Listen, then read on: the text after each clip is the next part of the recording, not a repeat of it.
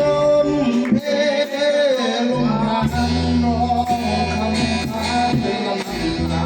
ำว่าเป็นคนจองมาตามแดนตามหวานมาหาความรัก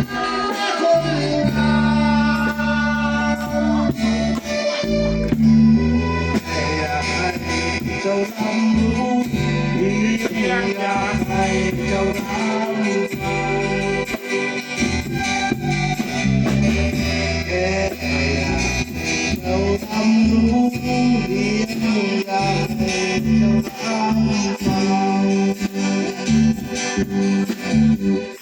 พี่สร้างศิลปะศิลปะ